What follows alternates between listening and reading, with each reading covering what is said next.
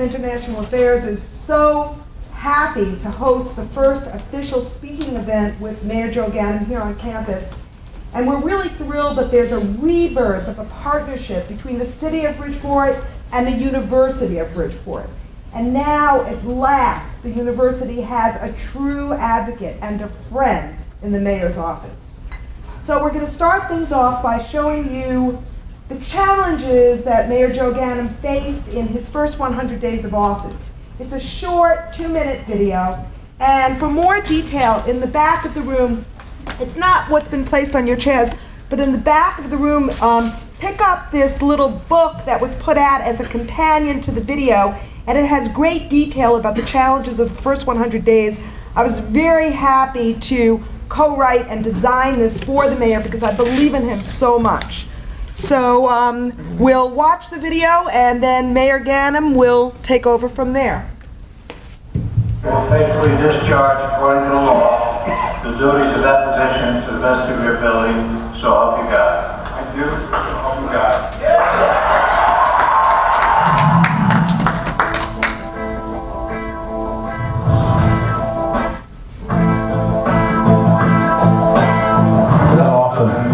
Would you have the opportunity to swear in 29 new recruits of the Bridgeport Police Department? I do solemnly swear that I will support the Constitution of the United States and the Constitution of the State of Connecticut. PSEG announced that they will shut down coal operations here in Bridgeport. This may be the largest single private investment in the city of Bridgeport in its history. She picked me up when I was down the road with the wind and the snow, with the sun gonna rise in a high. I want to make right the areas where I did make mistakes. I don't know a better motivator for good quality, transparent, and effective government. We'll continue to move Bridgeport forward, as I like to say, on everything that's going on positive, but also to improve those things that need to be improved on. One of the challenges in many of our neighborhoods is just trying to walk on the sidewalks without tripping. Let's make it as friendly an environment as we can, at least for people that are doing business here, to get the customers in and out. Or to rebuild the connection between government and the people. Certainly there's a redemption story in this, but once you get past the redemption story, it's really about people that want a better quality of life. And we need to commit to making this a better city. The past is done, and the future, our future, has now begun.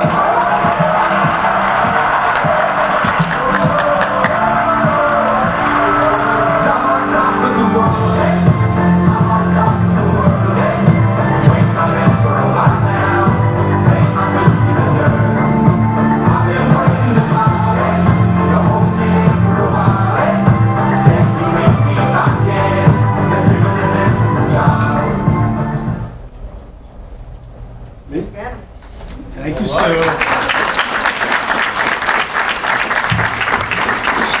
Sue, thank you. Dean, I don't know where Dean is, but I want to thank you for all that you do and for your kind words.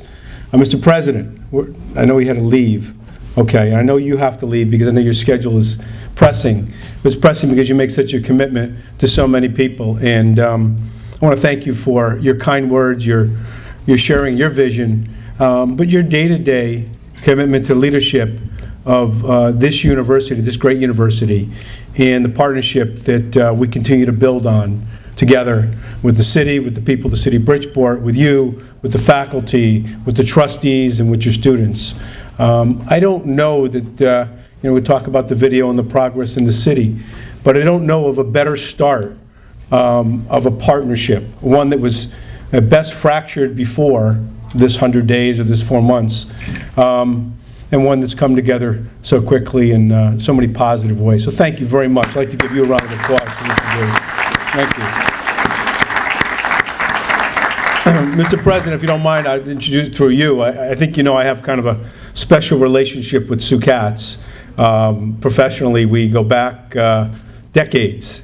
And I think before you were even with the university, right, Sue? Yes, 91. 91. So I knew her or had her, so to speak, before this university did, and understood and recognized her talents. And I know her students, I don't know how many of those in the room here are your students, but if you've had that opportunity to learn, to listen, or to admire her or her work, or to participate, as whoever did, I don't think I'm the best looking subject there, but you did a pretty good job with me, whoever, I took the name down, who put it together? Elijah. Is Elijah here? No. Okay, well, I'd like to thank Elijah for her work too. You have a real opportunity to learn from the best. And I can tell you that not just as somebody who likes Sue Katz because she's nice and sweet and friendly and funny, but because I've not only admired her work, but I've lived the results of her work. Her photography, her message, her understanding what it is, in large part in my life anyways, or in my experience, has been through a political context, meaning where you had to reach out in whatever way you could to everybody and anybody who was in the universe of possibly voting or liking you, and explain to them what in this case me, what I was all about, and why we wanted them to be a part of our vision or my vision for the future. And Sue did better, and she's won certainly the appropriate number of, I guess, national awards and acclaims. Sue, thank you so much for pulling us together. Appreciate it.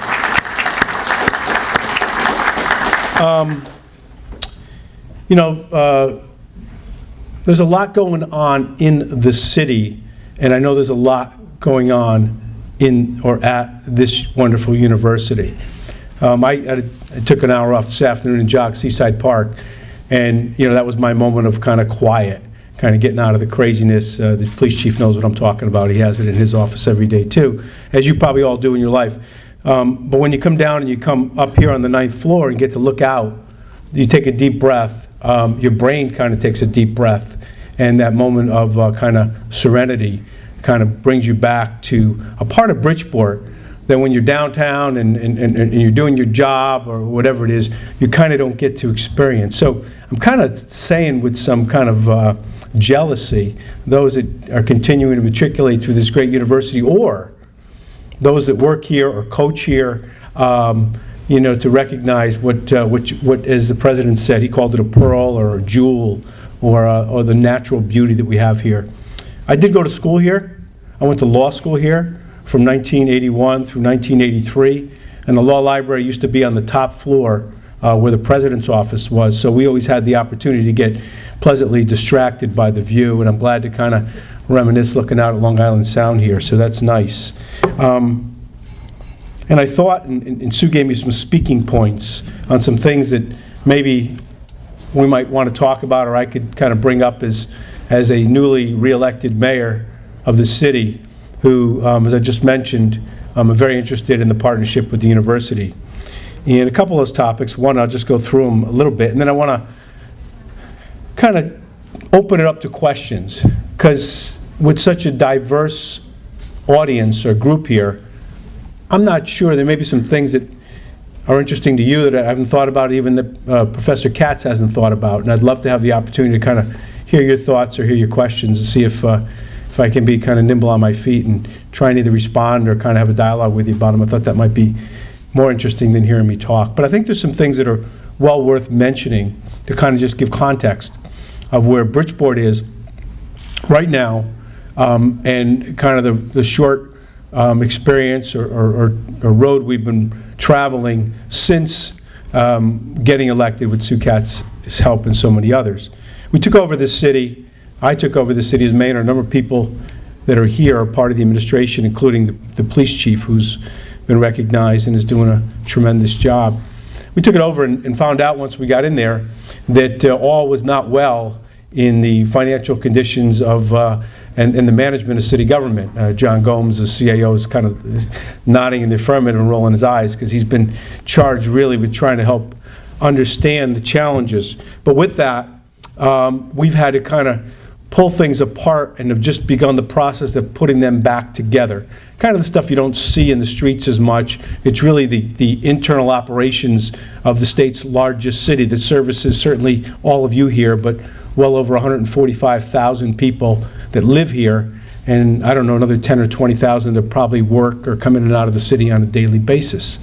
Everything from the police department, to the health department, to the finance department, and trying to reconstruct and put in place what's going to be critical, not just for the next year, but for the next 4 years, or for the, I hope if we do it right, for the next 10 years, in order to make sure that the city government that serves all of us and that is now recommitted to this partnership is fiscally sound and is able to not only run what's inside the building, but deliver the critical services that so many of us all rely on. Go back to what's a theme that is kind of mentioned by the president about this university being the safest. I don't think this has been formally announced yet, but since we've gotten our arms around city government and we've had a new chief in place, and for the past 4 months, I think it might be, I don't think it's premature to note that this is now being, with statistics that'll be announced shortly, is going to be known as the safest city, safest large city in Connecticut under the leadership of Chief Perez. So, Yummy, yummy, yummy, I got love in my tummy and I feel like I'm loving you. Love you such a sweet thing, good enough to eat thing, and it's just what I'm gonna do. Yummy, yummy, yummy, I got love in my tummy. we've come miles from where this city was a year ago, and you know, you're only as good in the world of government and public safety as today is. But we've made a strong commitment to every part of this city, to not only the perception but the reality of making it safe. And so when you come from, if you've come from afar, if you've come from a neighborhood in Bridgeport, or you've come from a neighborhood in Asia, we want you to, when you're talking about this city, or when you're here, or this university, first and foremost, along with your great professors and the beauty out the window, we want people to know it's safe. And it's known as a safe city for all of us. So that's always going to be a theme of this administration. And you know, we took over a city that was $20 million in deficit, and we struggled, and you know, to reduce the costs and to consolidate and to put it in place as we move forward over the next couple of months, to be on solid financial ground without increasing spending. But one place that we did, and the only place where we made any substantial discretionary increase in spending, was in public safety. Now, we're going to clean the streets and we're going to fix the potholes. I heard somebody who told me there was some potholes, I think it was on Goduli Street, and we're going to take care of those, and we're going to take care of making sure the city's clean, and we're going to support economic development. But at bottom, the fundamental services are critical, and public safety here, because I know it's always can be a challenge for cities, will be on top. As you saw a little bit more in the video, there's been a lot of positive things in such a short period of time. Even here in the South End, two of the biggest things, without even having to mention the university yet, where there's a whole story that I want to talk about. One is, if you look out, I think we can see it out that window, the coal burning plant.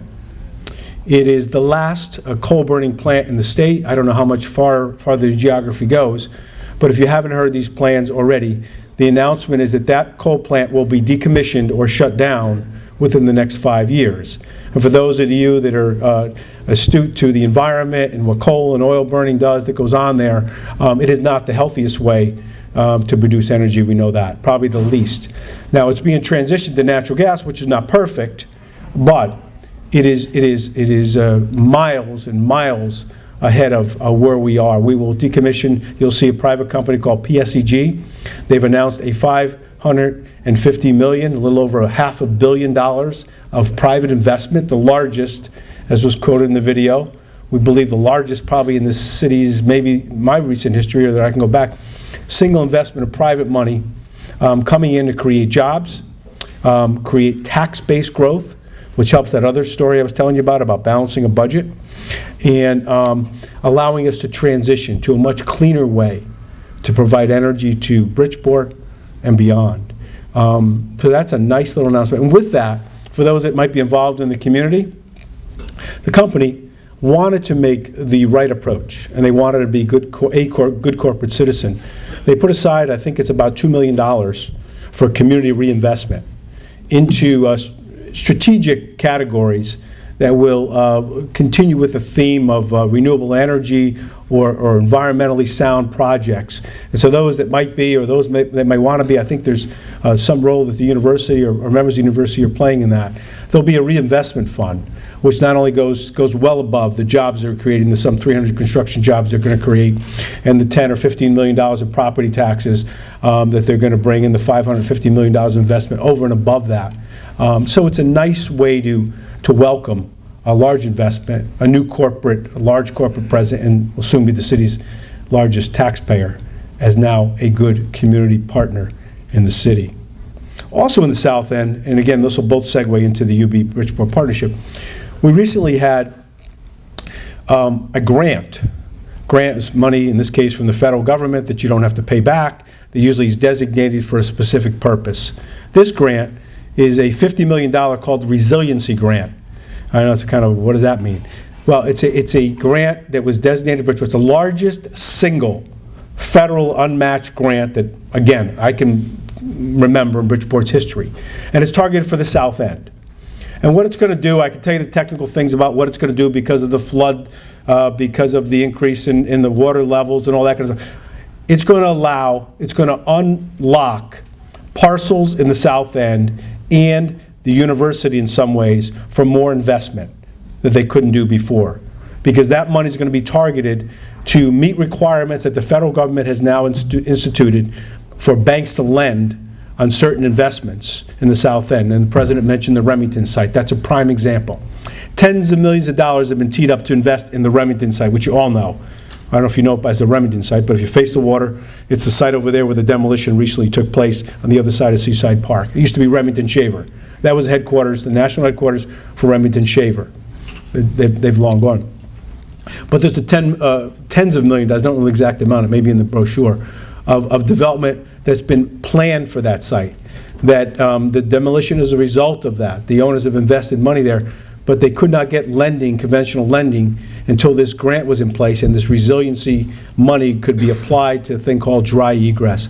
So it's kind of like a lot of kind of governmental gobbledygook, but at bottom, it tells you two things in the last two stories. One, we've had the largest investment, $500 million of private money in the city of Bridgeport. It's going to create jobs, going to create clean energy in this last 4 months. We've had the largest single gift or grant of federal money here in the South End to unlock or allow development parcels and create jobs and entertainment centers and hopefully restaurants in the South End, which maybe otherwise would have challenges in getting investment, all to complement things that are going on in the city, things that are going on in the state, because the resiliency grant will go beyond, it'll play into the waterfront, but to complement the progress that we're seeing here at this great university.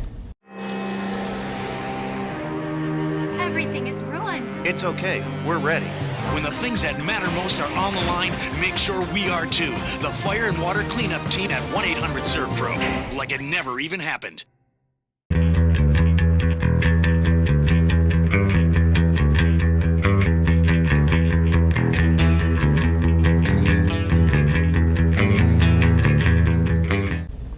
I've had the pleasure in my, now I guess it's 4 months, to meet with the Board of Trustees, reintroduce myself to them, but then to do some real work about what UB plans on doing for its future in partnership with what the City of Bridgeport plans on doing with the South End.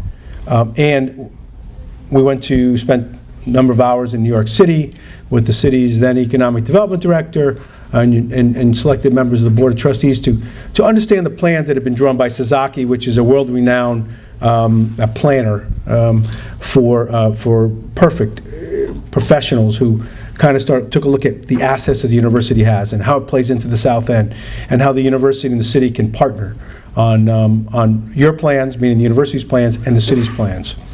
And the smaller stuff is significant. The interns that, I don't know if you know, but some of the students intern at City Hall. I've had the pleasure of coming in and applauding the sports teams, the gymnastics teams. We've had the volleyball team down for giving them awards. Met the baseball team, went in the gym and and got shamed by standing next to all the swimmers who were all, shaped like this, and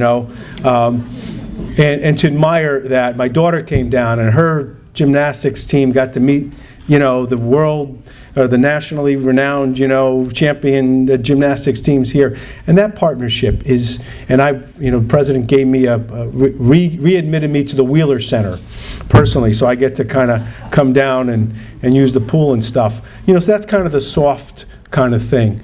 But the big stuff is really making a commitment to developing and redeveloping and building and seeing the university grow and make progress as the city grows and makes progress. One of the things we talked about in that strategic meeting was the gateway. I call it the gateway to the university. In some ways, you looked at it as the gateway to the south end. But if you think about the Park Avenue entranceway to UB, and you follow it all the way up to kind of the highway and the railroad tracks, that area there and all the way down, we have decided will be enhanced as a gateway entranceway to the south end and to the university, so that when you travel there, it becomes the most aesthetically pleasing green space, open. I don't know exactly what it's going to look like. I mean, I can have these, kind of somewhat mayoral kind of visions, but they don't mean anything. It's what the planners put together. But the idea is to focus on things like that, and on that in particular, as one area that the city and the university can make substantial physical, visible progress that benefits the south end, it benefits the city, and it benefits the university. We're also doing other things around the city that I think are critical, and that, whether you have the chance or the opportunity, or have had the chance or the opportunity. Way back when, in my last stint as mayor, we made a substantial commitment. Probably the largest financial investment in any part of the city was in the south end. When we decided, okay, we want to do more than just be let me put it this way, as we were an old industrial city making a transition, what are some of the things we wanted to focus on and invest in? And some of them became sports and entertainment. And we said, okay, if we're going to do this, where do we want to do this? And what do we want to do? We talked about bringing in a minor league baseball team, which obviously we've had now for, I guess, almost 18 years at Bridgeport Bluefish. And we just said, where do we want to put this? This can really make a difference. Do we want to do it an open space, maybe up somewhere else, or do we want to make it a critical part of the more densely populated areas and make it a part of, some cities have done, of the downtown, in this case, the south end of the downtown. And that's what we did. We tore down some buildings years ago. We built the ballpark, we built the arena. We made that the anchor to the South Main Street, and in large part an anchor of urban renewal and urban development in the south end. And those of you that have traveled downtown, we've seen the addition of a number of restaurants, and we still need, and we're still working now in this Ganim administration now on the north end of Main Street. Those of you that have had the opportunity to travel up there, to me, it's an unacceptable residual of neglect over a number of decades, and I think most emphatically over the last number of years. Now, that said, is a very negative statement. There are 4 groups of developers that are vigorously working to restore a number of those buildings with tax credits and various degrees of environmental cleanup, so that you need to know what you see and what's happening there sometimes is a little bit deceiving. I took the graffiti off the buildings, and we've asked them to clean up. We've taken down some of the Jersey barriers. So even during this, when developers were in today, and we're like, where are you on this? And they explained, and I'm like, well, that's okay, but it needs to still be aesthetically pleasing or visibly pleasing, even if it's a facade, until we can get the part of North Main Street to the point where other parts of our downtown and our city are as well. Steel Point, you've heard it mentioned before, is part of a vision of decades that started to actually turn dirt, I don't know, I guess you could say 15 years ago or so. Now it's developed into likely the most significant waterfront development, I think, along the entire Connecticut seaboard. We opened a small retail operation there 2 days ago, T-Mobile. Where you get your phones. Kind of like, okay, why are you doing this thing? It's T-Mobile, it's just a small retailer. Well, it's significant for, and the second part of this means more to me than the first, but that a major, a AAA credit tenant is now locating in Bridgeport, along with the other ones, along with Bass Pro and Starbucks and so on. But they said, yeah, our last store was in the Danbury Mall, and the one before that was in the Trumbull Mall. So my visual on that was, you know how big the Danbury Mall is. Maybe some of you haven't been to the Trumbull Mall, maybe you haven't been to the Danbury Mall. The significance of the venues that they picked to locate. So if that's of any significance as to what is on the horizon for Steel Point, it'll give you some kind of perspective. 250 units or more. Actually, they're talking about overall 1,500 units will be built on their waterfront housing, waterfront development, a hotel, movie theater, and a list of others yet to be announced. Part of, and Sue asked me to talk about this too, our waterfront plan, comprehensive waterfront plan, which is recognizing that we are a city, we're a great city, and on top of that, we have one of the greatest resources that many cities don't have, out the window. We have Long Island Sound. We have 24 miles of waterfront or coastline, including up the river, in a city that's only some 17 square miles. And we recognize that.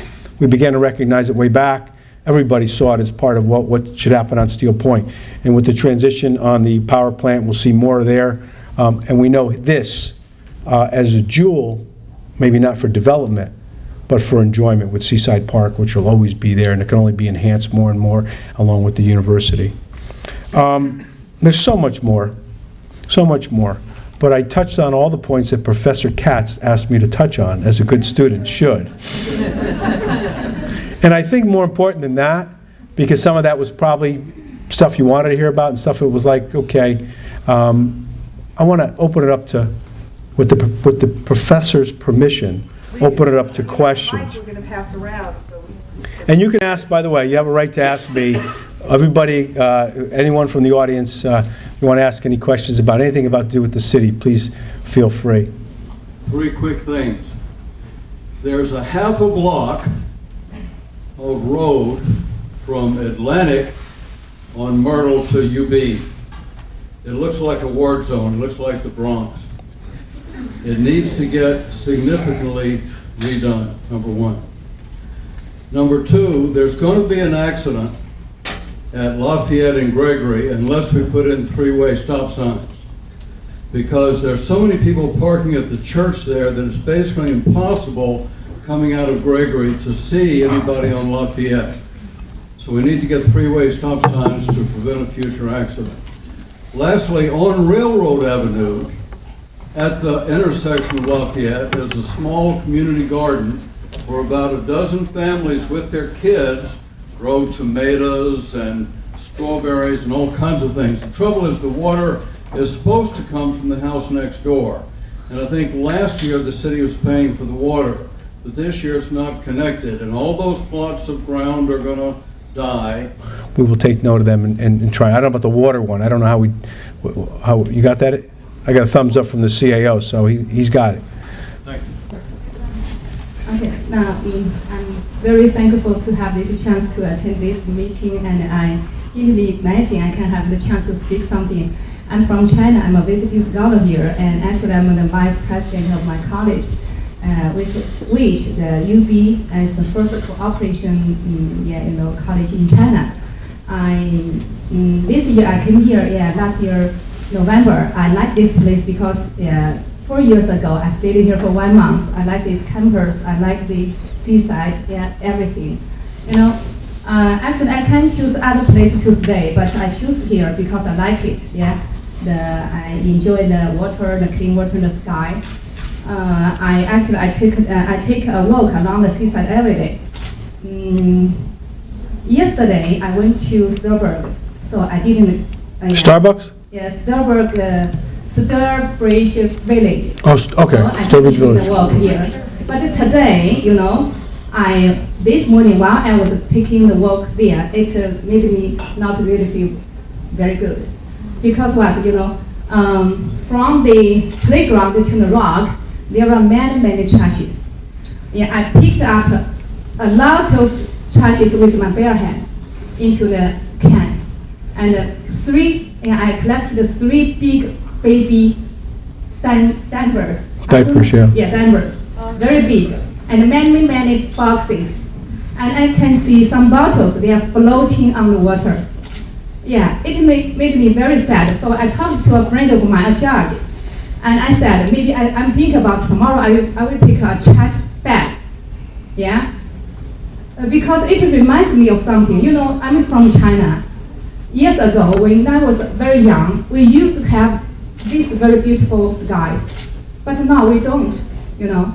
I think American people, they should know to trash, how to say, this kind of very beautiful things, right?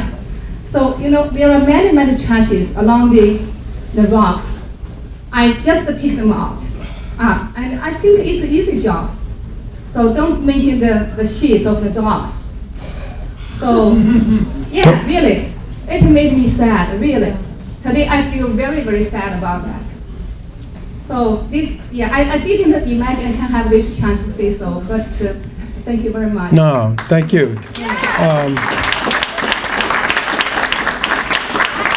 This afternoon, I'm talking with Mr. Doe about some cooperation between my college and this college. I will send many more students here, but I don't want them to say such kind of things. Yeah, I think there's 2 pieces of that, as you pointed out. Thank you very much, by the way.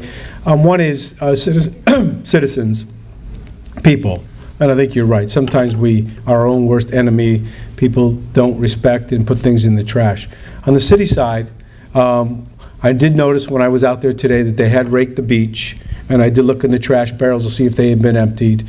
You know, but you're right. We need to make sure as we transition into our summer season that on the public service side, on the city side, and the Parks Department, that we're on top of it too. This is a problem in other places too. We have hot spots, we call them, in the city. We want to stay on top of all of them. The parks, this time of year, we just add what we call seasonal. So we add people, they're just coming on. And I see some are doing the job and the rest is being caught up. But I do appreciate it. And on the particular note of that area, since you mentioned it with people here, we'll make sure it gets picked up. And hopefully we'll get other people to encourage to follow the same and not to be throwing stuff out there. But thank you very much. Hi, my name is Taekwon Davis. I'm a student at the University of Bridgeport. As you already know, it's probably one of the most diverse universities in the nation. We are the future of this country. And my question was, what can we do to help impoverished youth fulfill their dreams for this great country? I think, I don't think there's enough of different answers to things that we can do in a positive note, I mean, nationally or around the world. I mean, this is probably one of them. You said diverse. Internationally, I don't know, you know, I could probably look it up, but we've got to have one of the most diverse international universities, certainly one of them in the country. But regardless of how we got here, and whether we're youth, and a college level youth, whether it's a high school level youth, or even people entering jobs after, I think there's a variety of answers. We're trying on a local level to do as much as we can, but not being the whole answer. In other words, how do we create opportunities? You know, it starts from fundamentals. This is not the answer, but some of it's just after-school programs, and that's part of it. And that's you know, that could be on any level. Then there's job opportunities. There's the ability to have access to higher education, which is critical too. You know, I don't know if you do, but maybe some of us forget how much it's not a given that you have either the opportunity or the financial wherewithal to even become a product of the University of Bridgeport or another center, whether it's a state university, there might be less money, you get financial, to just have all of those opportunities. So I guess there's 3 or 4 answers. There's more than that, but 3 that I can touch on. One is on a fundamental level, we need to do more within our own community, create opportunities as best we can. Some of those in the areas of education, try and provide as we do on a local level.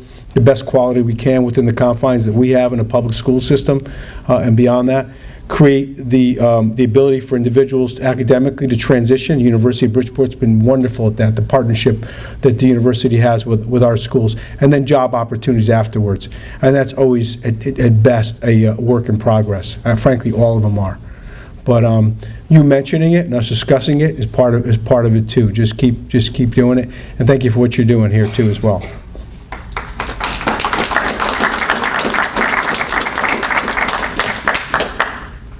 Mayor Ganim, what is your estimate as to how long it will take before one can drive through Bridgeport on the Connecticut Turnpike without seeing any burnt out or abandoned buildings? Yeah, good point. We had a meeting on that earlier today.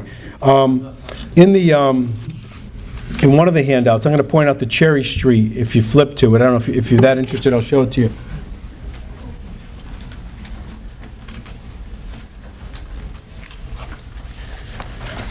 A couple things that are probably too visible. It's probably the fourth or fifth page in. It's called Cherry Street Lost, 375 Howard. So one of the areas that's most visible, unfortunately, and I've had this challenge I started last time I was in, and not a lot has happened since then, but I think there's a renewed energy around the visual coming in, whether it's off the train or coming off the highway.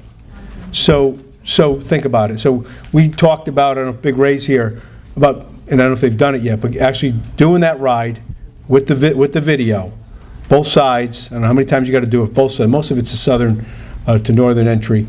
And going through and identifying, and some of this is probably overkill, but this is our thought process. Every building that you see and what's your reaction to it, who owns it and why is it in that state of condition, where does it fit on a timeline, is it going to stay, is it going to go, is somebody investing in it, aren't they? Pleasantly surprised on the Cherry Street and on the most visible stuff that you're seeing coming in.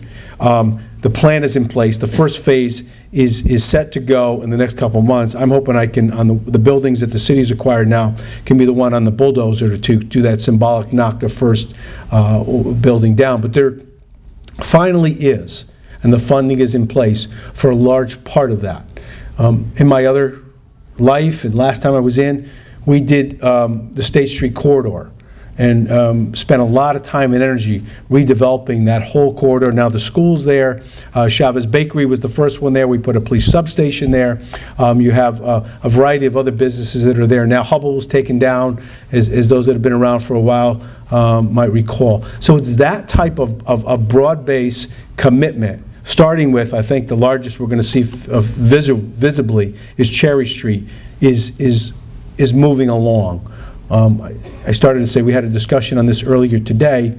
It jumped from the other one that bothered me so much is the North Main Street one on why isn't that moving, why isn't that moving. This is the next visible one, but as you pointed out, the most visible for people coming in. And by the way, for the university, I get it. You know, we're bringing people in from out of town, and the president, and we say we're 50 miles from New York. You know, you can come in from any place in the world and land in JFK, and you can be here in, less than 2 hours, hour and a half, depending on traffic. But when they come in, if they get to see this view, where do I sign? Right? I mean, who wouldn't? But we don't want and I'll call it the misconception because I believe that it is, the misconception of the visuals to distract or deter our ability to be successful with everyone understanding how great not only this university is, but the city is. So we're on it. Is it happening fast enough? Never for me, but we're getting there, and I'm glad you brought the question up.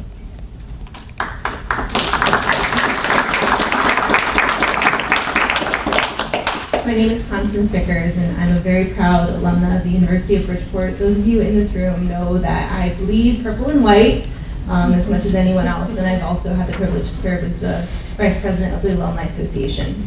So, being a young professional in Bridgeport, someone who loves this city, what are you doing to make sure that I stay? Because taxes, which you promised would not be raised, have been raised. I will not be able to afford to buy a house. I will have to pray that I have enough money to send my children to private schools. Why shouldn't I move to Stanford or New Haven? Yeah. No, first of all, you make good points, and I'm sorry sometimes some misinformation gets out there. Taxes haven't been raised, and the likely result of this budget, to back up a little bit, the last administration, no friend of this university's either, left a terrible mess. And I'm not complaining or crying, just telling you, just let's call it what it is. As I mentioned earlier, every department in city government needed to be revamped, and I'm using kind words. A $20 million budget deficit is not welcome news to anybody. But we're dealing with it. We're implementing for the tax question, we're implementing a thing called revaluation, which we all know is a state statute. Well, maybe we don't all know. It's a state statute that requires cities and towns to revalue everybody's property, because it changes. Sometimes the property values go up, sometimes they go down, sometimes yours goes up, mine goes down. We're putting that into place. We've set the budget up with less reliance on a tax levy than the prior administration's budget numbers really were. And if our budget goes through, that's again, there's a lot of variables, one being the state of Connecticut's got a $900 million deficit. But if our budget goes through, more than half, probably more than 60% of residential taxpayers in the city of Bridgeport will likely see a tax cut. I hope you're one of them. You can read, but wait till the process goes through on taxes. I've had a record for 10 years in a row, taking this city, when this university was teetering and when the city was bankrupt, of balancing budgets, keeping spending down, and holding the line on taxes for a decade. I want to match and beat that record if I can. Not because I'm a competitive guy, but because I think it's the right thing to do for this city and for every city. We want to make it affordable, but we also have to make sure that it's safe. As was mentioned here, it has to be clean. We have to support economic development to create job growth. A lot of those things are in place now. We want to have restaurants, places for young people from this university to say, hey, not only am I enjoying the Seaside Park, but I want to go eat somewhere. So balancing all of those things are the challenges in front of us. I want you to stay because you love this city. You obviously have the same great history with the university that I have, and we need future leaders because I'm getting old. State officials urge complete evacuation. Severe flooding is expected. It's okay. We're ready. When the things that matter most are on the line, make sure we are too. The storm response team at 1-800-SERVE-PRO. Like it never even happened. At the same time, I'm an entrepreneur as well. My question is pretty simple. What are you going to do in order to promote new entrepreneurs coming up in this area? How will you help us? I don't think we're doing enough in the areas yet in Bridgeport to be that place where we can say, gee, we're really the place to go for entrepreneurs. We're trying. And in this, the young stages of my new administration, it's an area where I think we can do more. There are some things that are helpful. If you come in with an idea, or whether it's investment or whatever, I'd like to believe that we have the infrastructure and the personnel in place to be responsive and to at least, in this part I think is accurate, that we can at least tell you, I know we can tell you what we have and that what we can do depending on what it is that your focus is or your interest is. That meaning what the city has. And then what else might be within the greater resources of agencies or groups that may be supportive in the city. And we can also say, and by the way, we work closely with the state of Connecticut, and this is what they have. And maybe we can help focus that program or that department towards your desired need or interest. And so I think at the very least, those are the things, kind of in a vacuum of just general entrepreneurs. But I think it would be great. The premise of a part of the question is if I could be standing here telling you, we have a center where that's what we do. We focus on attracting and helping germinate or grow ideas for entrepreneurs here, and that we're that we're that center. That would be the answer I would like to be able to give you. Good afternoon, Mayor Ganim. Hey. My name is Nicholas. I am a student here at the University of Bridgeport. And I also interned for a nonprofit organization downtown Bridgeport that focuses on educational advocacy and equity. So I wanted to ask you what your plan was to help close the achievement opportunity gap for the students in the Bridgeport public school system, because out of all the major cities in Connecticut, the Bridgeport public school students get the least amount of funding per student. So I want to know what your plan was to help the students get the resources that they need in order to excel and, do better. Critical point. So here's what's going on, and I'm going to just kind of build on the question a little bit so we're in higher education, and we have a great university, and you're really privileged. In the public school systems in Connecticut, every city and town has their own public schools, for those that are familiar. And they all have different funding sources. Some of them predominantly based on the local community's wealth or lack of wealth. And then there's a distribution through the state of Connecticut, some federal money, but primarily there's a distribution through the state of Connecticut. We believe, as your question points out, to some extent, that it's an inequitable or unfair or disproportionate redistribution of funding. So cities and towns as diverse as Greenwich and even as New Haven would have enough money to spend, I'll make up a number, but it's pretty close, $18 per student. On rough numbers, $18,000, I'm sorry, per student per year, where Bridgeport would be maybe $7 less than that, $11, $12 per student. Lisette's in the front row. Am I close? Okay, so we don't have, so the other thing is, do we rely more heavily, which we do, on property taxes, which is a regressive tax? You understand what I mean by regressive? Meaning it's not really fair. Hurts those that are least able to pay. Do we rely more on a regressive tax system in Connecticut, which we do, to fund public education and city governments? And the answer is unfortunately not by our desire, but the answer is yes. So we end up with this kind of, if you live in a rich town, you get a lot more money, or if you end up being to the benefit of the system, you end up with more money. We're part of a law, so part of your answer is this. We're part of a lawsuit. It's a subsequent lawsuit to one that I led years back against this formula to say, wait a minute, time out. Students in the Bridgeport school system deserve, not only deserve because it's us, but are entitled, as a matter of Connecticut Constitution, to the same quality of education that a student does, as a child does, in the richest community in this state. And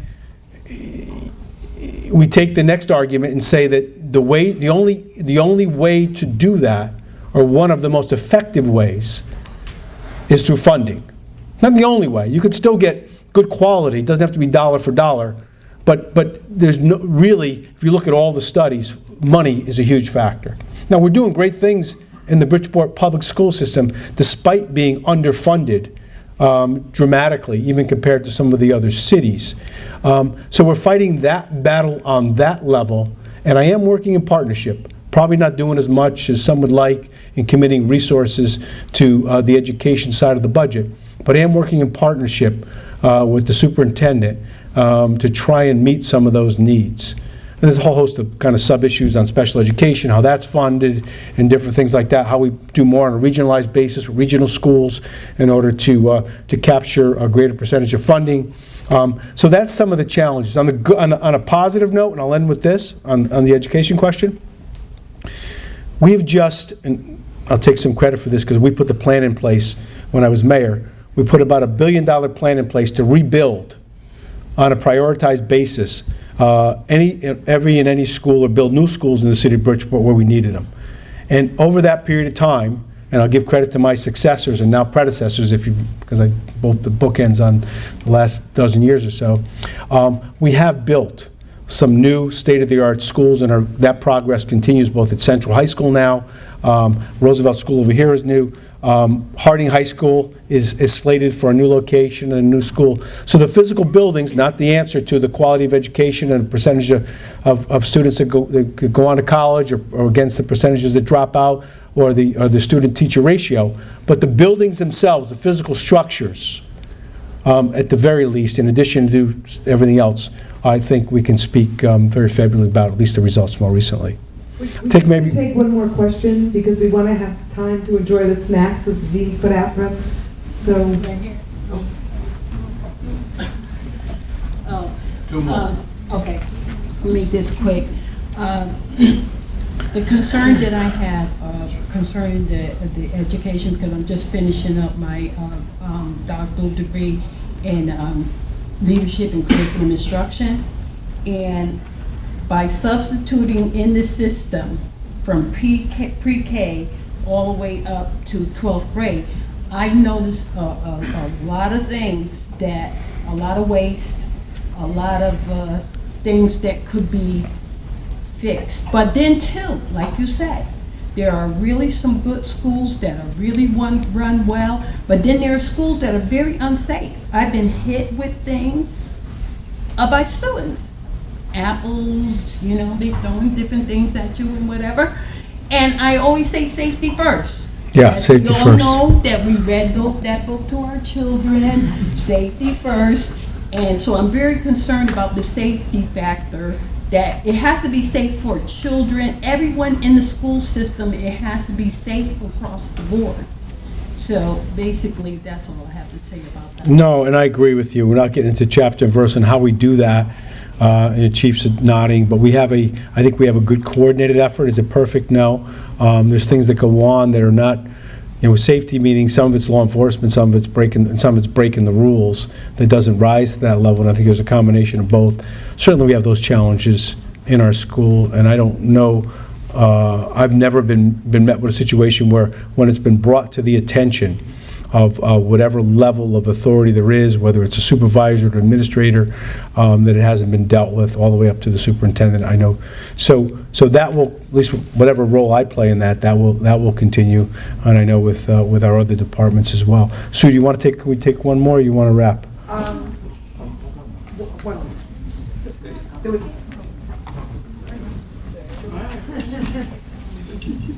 Marco, you could ask me a question anytime. I don't want to ask you a question now. All right. Hi, my name is Chindu Nodum. My family's we've been longtime residents of Bridgeport. Graduate of Sacred Heart University. Currently graduate student here. What? Former city employee. Are you one of Professor Katz's students? Oh, no, Professor Katz. Okay. Was over on the other side of the room. Okay. My question is, in light of my time here in Bridgeport, one thing that seems to happen over the last 15 years is that there seems to be communication that occurs through administration, but it's usually on more formal lines. What is your office's goal in terms of finding ways to engage those people within the social capital that are not being utilized? And I mean this in terms of input from students regarding their own education. What level of engagement do we expect to see in terms of neighborhood zones and communication on what's going to occur? And how will you increase the flow of communication of opportunities to other residents? Because in my experience, there's a lot of opportunities, there's a lot of programs we have here, but no one knows about it. In my time working for the city underneath the teen pregnancy program, almost everyone I spoke to never heard of almost any program that was available, whether it's through the state or through the city. So what will you do to address this problem? Well, I think that's a good point. I think that we do need to have a better internal inventory, and John's looking at me, we're thinking about this, I think Alma is too, of those positive programs that we do have, because, I mean, it sounds stupid to say, but if they're there and you don't know about them, it's like they're not even there. And we know we certainly don't have enough in a variety of areas, so those that we do have, we do need to get that out. So we got to think that through a little bit as we kind of get our arms around some of the things, some of the challenges. On a different part of your question about how we're communicating, I will say on a critical level, and this probably hasn't been published, but it's not a big deal whether it is or it isn't, when we first came in office, following some of the more difficult months with violence, with young kids. I'm not going to say gangs. I don't think these are really gangs. These are kids. These are groups. I mean, we challenged ourselves to reach beyond with the police department. We recommitted to the concept, and then the answer is not all policing, but I want to touch on this, to community policing. which is, hey man, this isn't us chasing you or coming after on a call. This is figuring out what's going on, and we want to be a part of this, and how do we deal with this, and how do we get beyond a guy in blue, throwing the siren on. But the more important step to that was talking about a summit or groups coming together in a positive way so that I could understand, and people that I'm working with could understand, part of the administration, what's going on with young people today, much younger than college students. You know what I'm talking about. And why is it that why there's so many guns out there? Why does everybody feel like they have to have something to protect themselves, and what that leads to, and the recklessness and the short-sightedness because of youth and adolescence that lead to so much violence. And we had those. I had a group from each of the high schools come, and they were just gathered up, and they came to what's called the mayor's conference room. And we sat there, and we shut the doors. We played some YouTube stuff, and what did that mean? And then we tried to get a better understanding.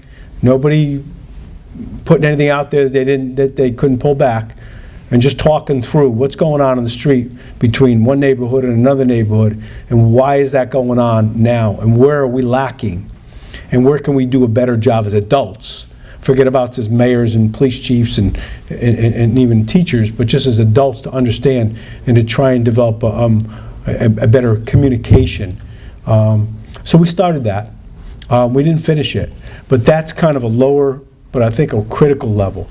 And to your other one, we just need to, I'm glad you brought it up, because the positive programs, the one you worked in and others, if we can get that information out, I think we should. Sue, we're good? Yeah. Let me just say this to you, Professor Katz, to the administration here, to the president, to the university, and to all that came and spent some time tonight. Thank you. Thank you for listening to me. Thank you for your questions. Thank you for being engaged. Thank you for, kind of bringing up stuff and somewhat, in a way, challenging our discussion. It's important. And to the university as a whole, I said this before, I'm a product of the university, of the law school, 4 brothers, sister as well.